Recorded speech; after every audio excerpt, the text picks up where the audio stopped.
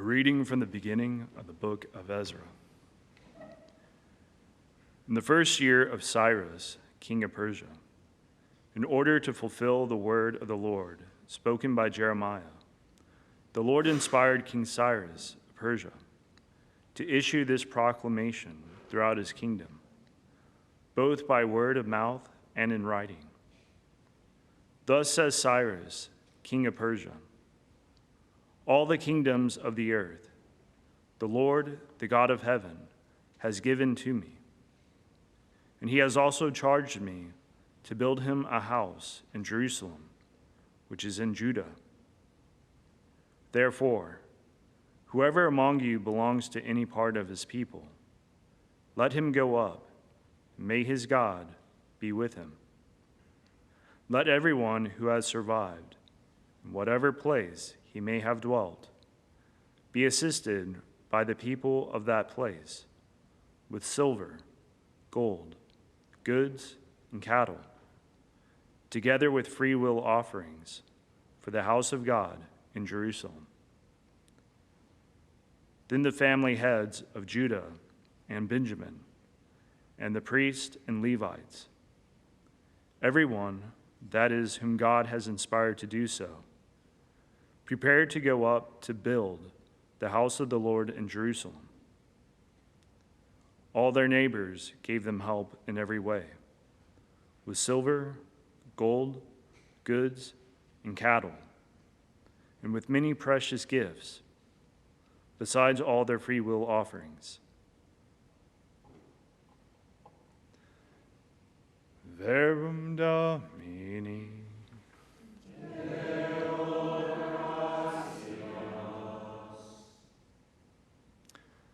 The Lord has done marvels for us.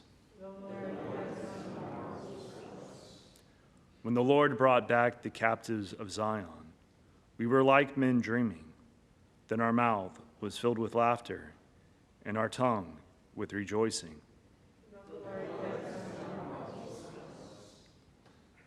Then they said among the nations, the Lord has done great things for them. The Lord has done great things for us. We are glad indeed. Restore our fortunes, O Lord, like the torrents in the southern desert. Those that sow in tears shall reap rejoicing. Although they go forth weeping, carrying the seed to be sown, they shall come back rejoicing, carrying their sheaves.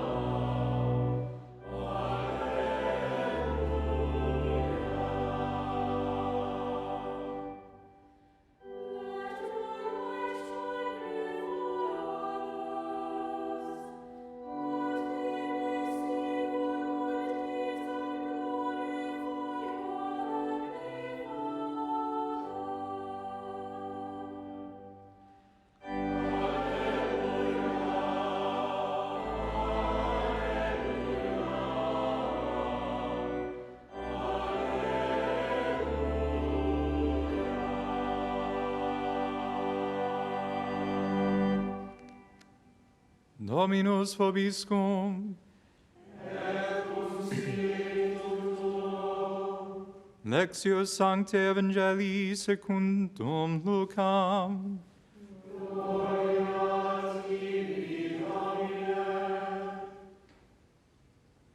Jesus said to the crowd, "No one who lights a lamp conceals it with a vessel or sets it under a bed. Rather, he places it on a lampstand, so that those who enter may see the light. For there is nothing hidden that will not become visible, and nothing secret that will not be known and come to light. Take care then how you hear. To anyone who has, more will be given, and from the one who has not, even what he seems to have will be taken away. Verbum Domini.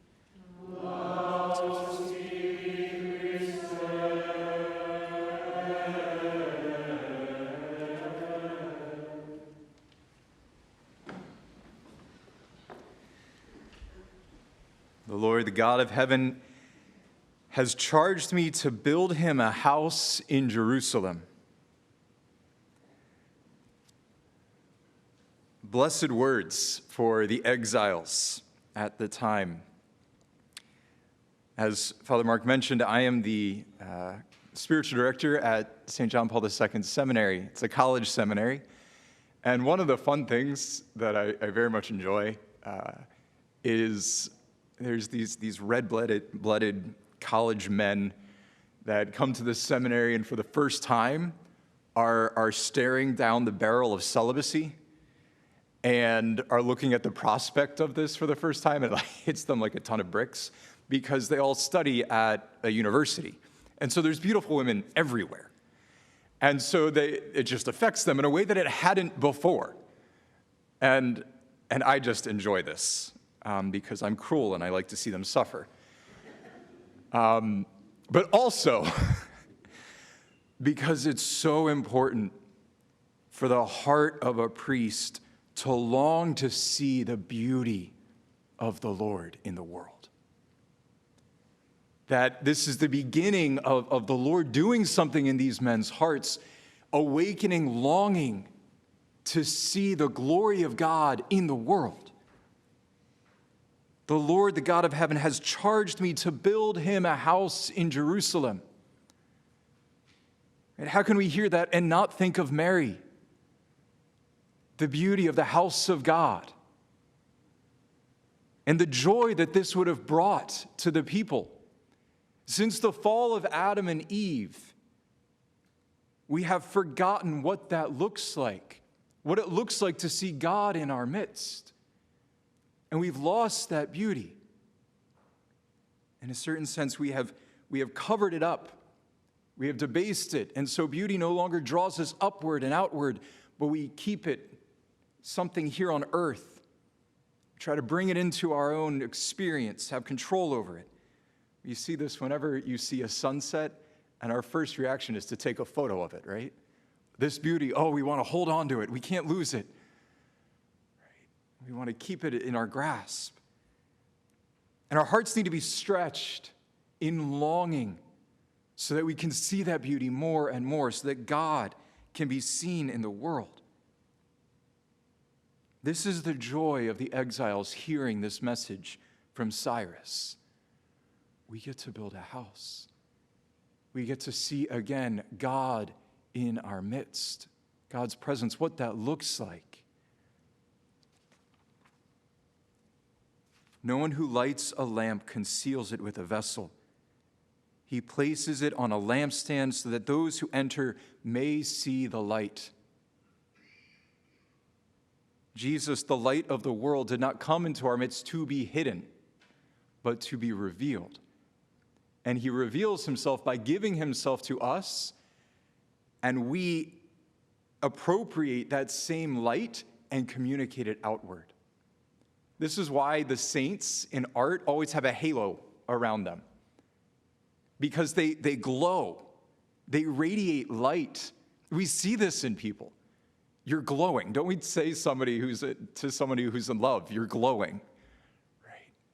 This is what Jesus is promising us.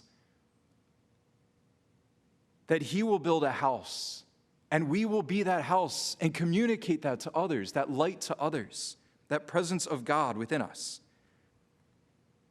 And so what hopefully happens in the course of a man in seminary and in the course of our lives, but in a particular way for the course of the men in seminary, is that it starts to reverse when they see a couple on campus, a young man and woman holding hands, and there's this pit in their stomach for just this heartbreak for what they will never have.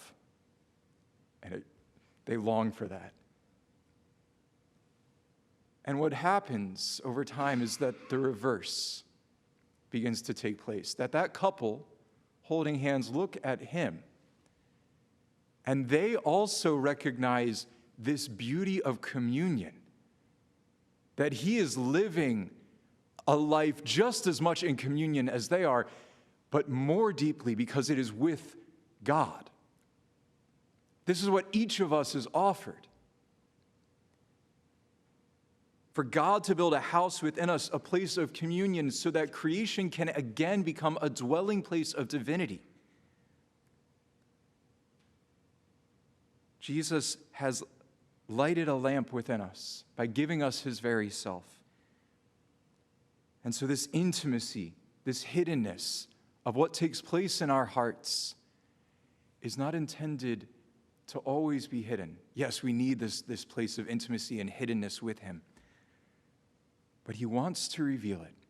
He wants his beauty, his glory to be seen and known so that we can participate in his own life and we can draw many upward so that creation can again be what it was intended to be, an icon of the Creator, something that draws us in and then points us up so that longing for the face of God can be awakened in our hearts, so that more and more in our daily lives we can behold him and the created things that we experience in our daily work and all that we do. We come to see the God who has made his dwelling in our midst.